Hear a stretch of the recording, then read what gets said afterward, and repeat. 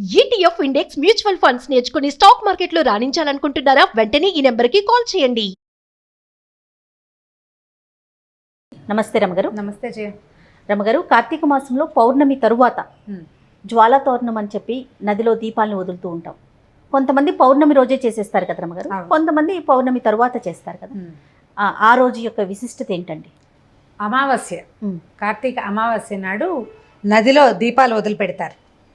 జీవనదులలో దీపాలు వదిలిపెడితే చాలా విశేషమైందని దానికి పోలి స్వర్గారోహణ కథ చెప్తారు.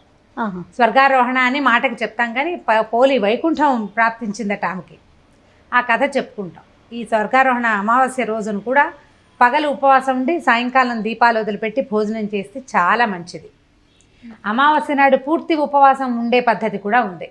పౌర్ణమి, అమావాస్య 2 తిథులు, 2 ఏకాదశులు తప్పకుండా ఉపవాసం ఉండాలి పూర్తి రోజంతా. పౌర్ణమి నాడు రోజంతా ఉపవాసం ఉండి పాడ్యమి నాడు భోజనం చేయటం. అమావాస్య నాడు కూడా పూర్తి ఉపవాసం ఉండి మార్గశిర శుద్ధ పాడ్యమి నాడు భోజనం చేయటం. ఈ వ్రతాన్ని ముగించటం అన్నమాట. నిజానికి కార్తీక పురాణంలో ఎట్లా చెప్తారంటే, ఆశ్వీజ పౌర్ణమికి ఇంచుమించుగా దానికి కొంచెం ముందు నుంచి ఈ కార్తీక పౌర్ణమి దాకా ఈ వ్రతం అని, కార్తీక వ్రతము అని. పౌర్ణమి నుంచి పౌర్ణమి దాకా. ఆ పౌర్ణమి కూడా ఆశ్వీజ శుద్ధంలో దశమి వెళ్ళిన తర్వాత ఏకాదశి ద్వాదశి అయిపోయాక ఇంచుమించు త్రయోదశి నుంచి అట్లా మొదలు పెడతారు. మొదలుపెట్టి నెల రోజుల పాటు ఏకభుక్తము, భూశయనము, నిత్య నదీ స్నానము, అభిషేకాదులు, కార్తీక పురాణ శ్రవణం అవన్నీ ఒక నెల అని అందులో చెప్పబడింది. అయితే మన విధానం ఏమిటి? అమావాస్య నుంచి అమావాస్య దాకా. అమావాస్యల పొంగానే పాడ్యం మొదలవుతుందా, అక్కడి నుంచి మన నెల మొదలు, మన లెక్క అది కదా. అవునండి. అందుకని మనం ఏం చేస్తాం, పాడ్యమి నాడు మొదలుపెట్టి పాడ్యమి దాకా చేయటం. అమావాస్యతో ముగించకూడదు. అమావాస్య నాడు కూడా పూజించుకుని పాడ్యమి నాటికి ఇంకా కార్తీక దామోదరుడికి పూర్తి నమస్కారం పెట్టి ఉద్వాసం చెప్తామన్నమాట. ఇంకా వెళ్ళరానైనా వచ్చే నెల నుంచి ఇంకో 4 రోజులు పోతే ధను సంక్రమణం అవుతుంది. సంక్రమణం వస్తుంది కదా. ధనుస్సు రాగానే మనం ఏం చేస్తాము, మార్గశిర మాసంలో మన ఏమంటారు ధనుర్మాసం మొదలు పెట్టుకుంటాం. ధను సంక్రమణమే అది. ఇందులో నుంచి అందులోకి మారుతాడు సూర్యుడు. అక్కడి నుంచి మన కొత్త నెలపట్టు, నెలగంటు పెట్టడం అంటాం కదా. ఆ నెలగంటు దాకా కొంచెం కాస్త చిన్న గ్యాప్ వస్తుంది. సంక్రమణానికి పాడ్యంకి చిన్న తేడా ఉంటుంది కదా. ఇక్కడ దాకా ఈ వ్రతం చేసుకోవటం. అందుకని అమావాస్య నాడు జ్వాలమాలికలు అంటే దీపమాలికా సమర్పణం. కార్తీక దామోదరుడికి నీటిలో వదిలిన దీపాలు చాలా ప్రీతి. శివాలయంలో దీపం పెట్టడం శివప్రీతికి, అభిషేకాదులు శివప్రీతికి. శివాలయంలో జ్వాలా తోరణం చేస్తారు పౌర్ణమి నాడు. అవును, జ్వాల వెలిగిస్తే దాని కింద నుంచి స్వామివారితో పాటు వెళ్తాం. ఇది శివప్రీతి అయితే, ఈ దీపమాలికా సమర్పణము విష్ణు ప్రీతి కోసం సమర్పిస్తాం. చాలా బాగుంటుంది కథ. పోలి అని ఒక అమ్మాయి, పోలమ్మ అన్నమాట. మనం చూస్తుంటాం, వింటాం. పోలమ్మ, పోలాలు అలాంటి పేర్లు వింటాం. పోలేరమ్మ. ఆ పోలేరమ్మ మీద నుంచి పోలి. పోలేరమ్మ ఉంది కదా. అవునండి. మనకి గ్రామ కావలి శక్తి. ఈ పోలి కూడా అదే పేరులోంచి వచ్చింది. పోలి కథ చెప్పుకుని దీపాన్ని వదిలిపెట్టాలట. మనకి జీవనదులు లేవు, ప్రవహించే నది ప్రవాహాలు లేదు, ఇళ్లలోనే నీటి తొట్టెల్లో అయినా సరే జ్వాల నీటిలో కదలటం. ఇప్పుడు ఈ నెలలో నీళ్ళల్లో గంగ ఉంటుందని చెప్పుకుంటాం కదా. ఆ గంగాదేవికి నమస్కారం చేయటం. ఈ నెలలో ఎలాంటి ప్రవాహాన్ని ఇచ్చి మమ్మల్ని పునీతుల్ని చేసావో అదే ప్రవాహం సంవత్సరం అంతా ఇవ్వమని దండం పెట్టడం. సంవత్సరం అంతా మేము ఎక్కడ స్నానం చేసినా ఆ తీర్థము పుణ్యతీర్థంగా ఉండాలని ఆమెకి నమస్కారం చేయటం. గంగా నదికి నమస్కారం. దీపం పెట్టడం వల్ల లక్ష్మీదేవికి నమస్కారం. ఈ నీళ్లలో దీపాన్ని వదలటం వల్ల విష్ణువుకి ప్రీతి. కార్తీక దామోదర ప్రీత్యర్థం, కార్తీక మాసం శివ ప్రీత్యర్థమే. ఇన్ని నెలంతా మనం ఉపవాసాలు, అభిషేకాలు చేసాం. ఇట్లా 4 దేవి దేవతలకి ప్రీత్యర్థమే ఈ చివరి రోజున ఇచ్చేటువంటి దీపమాలిక.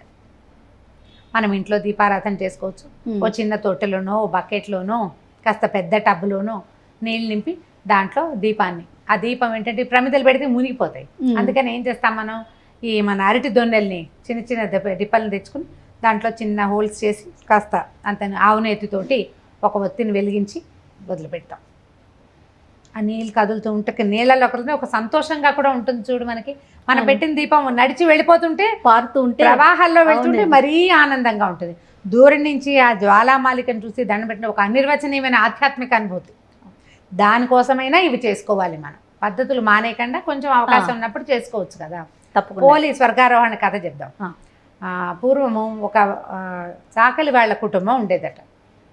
అయితే ఏంటంటే ఆయన భార్య పేరు మాలి, చాలా పోట్లాటకోరు, గయ్యాళిది. వాళ్ళకి 4 కొడుకులు ఉన్నారు. 4కి పెళ్ళిళ్ళు చేశారు. పెద్ద కోడళ్ళు 3 అత్తగారికి తోడుపోయిన వాళ్ళే. అంతలో పోట్లాడుకుని అంతలో మాట్లాడుకుంటూ ఉండేవాళ్ళు. ఆఖరి కోడలు కొంచెం మెతకది, బాగా పనిమంతురాలు, కొంచెం భక్తి, దేవుడు, పూజ, మర్యాదగా ఉండటము, పోట్లాడకపోవటం, మితభాషి, మెతకదనం చాలా ఉన్నాయన్నమాట. అన్నీ మంచి లక్షణాలే. వీళ్ళతోటి కలవదు అమ్మాయి. అయితే వీళ్ళు ఏం చేసేవాళ్ళు అంటే తమ పనిని మెతకవాళ్ళు ఉంటే మెత్తటి వాళ్ళు చూస్తే మొత్తబుద్ధి అవుతుంది కదా, అన్ని పనులు ఆ అమ్మాయితోటే చేయించేవాళ్ళు. ఆ పోలి, ఆ పిల్ల పేరు, ఆ పోలితోటే పనులన్నీ చేయించేవాళ్ళు. ఎప్పుడు అదే సిద్ధాంతంగా ఉంటుంది అనమాట. ఏదైనా చిన్న చిన్న తేడాలు ఏమైనా రాగానే కొడుక్కి చెప్పి వాడితో కొట్టించేవాళ్ళు. భర్తతో దెబ్బలు తినేది, కానీ పెద్దవాళ్ళు ఏమైనా చెప్తే మాట వినేది, భర్త మాట కూడా విని నిదానంగా ఉండేదన్నమాట. కొంచెం దైవభక్తి ఎక్కువ, దేవుడికి దండం పెట్టుకునే విధానం ఎక్కువ ఉందన్నమాట. అయితే ఓ సంవత్సరం కార్తీక మాసం వచ్చింది. ఆమె పెళ్ళైన తర్వాత ముందంతా ఆ పుట్టింట్లో ఉంది. ఈ కార్తీకానికి ఆమె ఇక్కడే ఉంది. అయితే ఏమైంది, ఊళ్ళో జనమంతా ఏం చేసేవాళ్ళు, పక్కనున్న కృష్ణానది తీరానికి వెళ్ళి అక్కడ స్నానాలు చేయటం, దీపారాధన చేసుకోవటం. కొంతమంది నెల రోజులు వెళ్ళి కృష్ణా తీరంలో ఉండేవాళ్ళు కూడా ఉన్నారు. వీళ్ళు రజకులు కదా, బట్టలు ఉతికేవాళ్ళు. వీళ్ళు ఏం చేస్తారంటే బట్టలు నది దగ్గరికి తెచ్చిచ్చే మనిషిని ఏర్పరచుకుని వీళ్ళు నదీ తీరంలోనే ఉండిపోతారు. అక్కడ బట్టలు ఉతికారేస్తారు, సాయంకాలం దీపం పెట్టుకుంటారు, పొద్దున సాయంత్రం నదీ తీరంలో స్నానం చేయడం, దీపం పెట్టుకోవడం. బట్టలు వాళ్ళు తేవక్కర్లా ఇవ్వక్కర్లా, వాళ్ళు అక్కడ ఉండిపోవచ్చు అనమాట. వీళ్ళు ఏం చేశారు, అత్త కోడళ్ళు, పెద్ద కోడళ్ళు 3 అత్తగారు కలిసి కృష్ణానది తీరానికి వెళ్ళిపోయారు. ఈ అమ్మాయికి ఇల్లు అప్పచెప్పారు. ఇంట్లో కాస్త గొడ్లు ఉన్నాయి, గొడ్డు గోద, నెయ్యి, వెన్న, మిగడ, పాలు చెయ్యాలి కదా, గొడ్లు ఉన్నాయంటే పని చెయ్యాలి. ఈ అమ్మాయికి ఈ పని అప్పచెప్పారు. నదీ తీరానికి వెళ్ళే అవకాశం అమ్మాయికి రాలా. అప్పట్లో ఇప్పట్లాగా ఏదో ఒక చెరువులో స్నానం చేస్తే సరిపోతుందని అని భావించే రోజులు కావు. నది నియమం. ఇప్పుడు మనం 100 చెప్పుకుంటున్నాం దానికి అమెండ్మెంట్లు. అప్పుడు ఆ కాలం అమెండ్మెంట్ల కాలం కాదు, అందరూ నదీ స్నానమే చేయాలి. పద్ధతి అంటే పద్ధతి. ఈ నదికి ఆసక్తి ఉండి వెళ్ళే వాళ్ళు కొంతమంది ఉంటారు. కొంతమంది ఏమో వీళ్ళు వెళ్తున్నారు కదా, మనం వెళ్ళకపోతే బాగోదేమోనని పక్కింటి వాళ్ళు పోతారు. కొంతమంది ఏమిటో చూద్దామని వెళ్ళేవాళ్ళు, వెళ్ళిన వాళ్ళందరితో సరదాగా ఉండటం కోసం వెళ్ళేవాళ్ళు. ఎందుకు వెళ్ళినా నదీ స్నానం దాని ఫలితాన్ని అందిస్తుంది. శరీరానికి రావాల్సింది వస్తుంది, దాంతోపాటు ఆత్మకి రావాల్సిన పరిశుద్ధత ఆటోమేటిక్గా వచ్చేస్తుంది, మనం చేయక్కర్లా వాంటెడ్లీ. అయితే ఈ అమ్మాయి ఇక్కడే ఉండిపోయింది. అయ్యో నదీ స్నానం లేదు, ఏమీ లేదు నా జీవితానికని బాధపడుతూ ఉంటుంది. అయితే చివరి రోజున, ఈ అమావాస్య రోజున వీళ్ళంతా దీపాలు పెట్టేసుకున్నారు. ఊళ్ళో వాళ్ళంతా దీపాలు పెట్టారు. తెల్లవారితే ఇంకొక కొన్ని గంటల్లో పాడ్యమి ఘడియలు వచ్చేస్తాయి, వ్రతం పూర్తవుతుంది అనమాట. ఈ అమ్మాయి ఏం చేసిందంటే వెన్న చిలుకుతూ ఏమనుకుంది, దీపం పెట్టేందుకు కూడా నాకు గతి లేకుండా ఉన్నాను నేను, ఈ ఇంట్లో ఏమీ లేవు.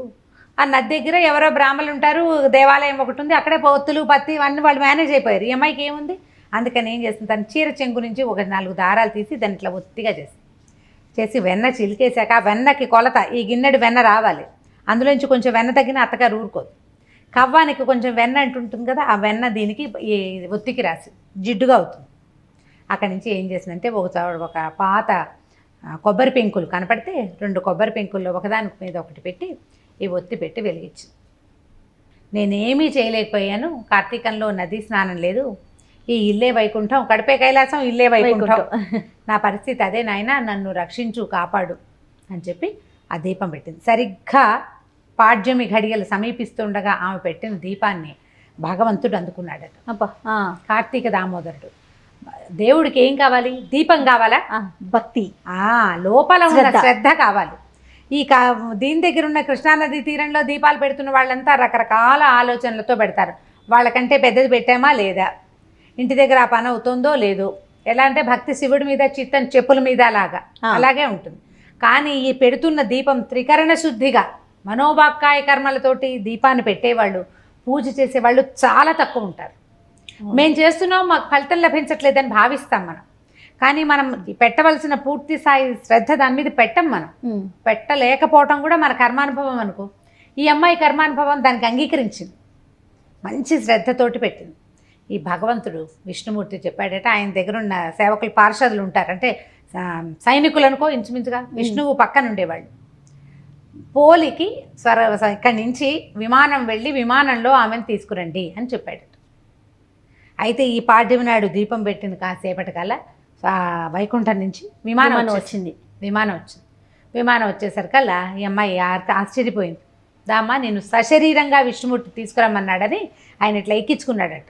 ఓ ఎక్కించుకుంటే ఆ విమానంలో ఎంతోమంది అప్సరస గణాలన్నట వాళ్ళందరూ వింజామరలు వేస్తున్నారు. ఈ అమ్మాయికి పాచీర కట్టుకుని పొద్దున్న సాధారణ గృహిణి తలస్నానం చేస్తుంది అంతే, బొట్టు కటిగా పెట్టుకుని ఉంది, పాచీర కట్టుకుని ఉన్న ఆవిడకి వింజామరలు వేస్తున్నారు. అయితే ఈ విమానాన్ని పైకి లేచి వెళ్తుంటే జనం అంతా చూశారు. అందరూ చూస్తున్నారు, ఎవరో వెళ్తున్నారంటే తీరా అందులో ఉన్న పోలిని చూశారు. ఆవిడ ఇట్లా కాళ్ళు కిందకి వేసుకుని కూర్చుందట. వాళ్ళు పైన కూర్చోమంటే అయ్యో ఇంతమంది ఉంటే పైన కూర్చోవటం ఏమిటి నేనని విమానంలో ఒక కొస కూర్చుని కాళ్ళు కిందకి వెళ్ళాడేసింది. ఆ విమానం నదీ వైపుకి వెళ్తోందట. వెళ్తుంటే ఈ పోలి అత్తగారు తోడుకోడళ్ళు చూసి అమ్మో ఇది స్వర్గానికి ఎగిరిపోతుంది, మనం వెళ్ళకపోతే ఎట్లా అని పరిగెత్తుకుంటూ వెళ్ళి ఆ కాళ్ళు వెళ్ళాడేసి కూర్చుందిగా ఆవిడ కాళ్ళు పట్టుకుందట అత్తగారి కాళ్ళు పెద్ద కోడలు కాళ్ళు రెండో కోడలు కాళ్ళు మూడో కోడలు పట్టుకున్నారు. తాడులాగా వెళ్తున్నారనమాట. అది ఎక్కడికో వెళ్ళిపోతుంది, దీనికోసం విమానం వచ్చేసింది, మేము మాత్రం ఎందుకు వెళ్ళకపోవాలని వాళ్ళు కూడా పరిగెత్తారు. వెళ్ళేసరికల్లా ఈ విష్ణు పార్షదుడు ఎవరైతే ఈ పోలిని తీసుకెళ్ళటానికి వచ్చాడో ఆయన ఈ అమ్మాయిని వాళ్ళు పెట్టిన ఇబ్బందులు, కనీసం ఒక్క పూట కూడా నది స్నానానికి నోచుకోనివ్వకుండా చేసిన వాళ్ళ మనస్తత్వాలు, దానివల్ల ఆయన ఏం చేశాడు, ఈ కాళ్ళు పట్టుకుని అత్తగారి చేతుల మీద కొట్టాడు ఒక దెబ్బ. కొట్టేసరికి మాలి పడిపోయింది, వాళ్ళ అత్తగారు ఆవిడతో పాటు ముగ్గురు కోడలు ఒకదాని వెనకాల అక్కడ వేలాడుతున్నారు కదా, అంతేగా అందరూ పడిపోయారు. పడిపోతే వాళ్ళ కోసం యమభట్లు వచ్చారు. ఈ విష్ణు పార్షదులు మాత్రం పోలిని స్వర్గారోహణ చేయించేశారు, వైకుంఠానికి తీసుకెళ్ళిపోయారు. స్వామి సమక్షంలో ఎప్పటికీ అక్కడే ఉండిపోయిందట ఆమె. ఈ కథ చెప్పుకుని పోలి స్వర్గారోహణ కథ పెద్ద, ఈ కథ అంతా జ్ఞాపకం లేకపోయినా అత్తగారిని కొత్త కోడల్ని అత్తగారు బాగా చూడకపోతే చివరికి అత్తగారికి నరక ప్రాప్తి, బుద్ధిగా ఉన్న కోడళ్ళకి స్వర్గ ప్రాప్తి. ఇప్పుడు మా అత్తగారు చూడలేదని నేను కూడా అట్లా ఉండకూడదు, నా రకంగా నేను ఉండాలి, మనం సరిగ్గా ఉండాలి. వాళ్ళకి రావాల్సిన చెడు వాళ్ళకి వస్తుంది, నీకు కావాల్సిన మంచి నీకు వస్తుంది. ఆ కథలో అదే చెప్తారు, ఎవరిది వారికే. వాళ్ళలాగా మనం మారిపోకూడదు, మంచిగా మారగలిగితే మారు, చెడుగా మాత్రం మారకూడదు. ఈ కథ చెప్పుకుని అక్షింతలు వేసుకుని ఆ దీపమాలిక సమర్పణ చేస్తే దీంతో కార్తీక మాసం పూర్తిగా వెళ్ళిపోతుంది. నమస్తే, చాలా బాగుంది కథ కూడా.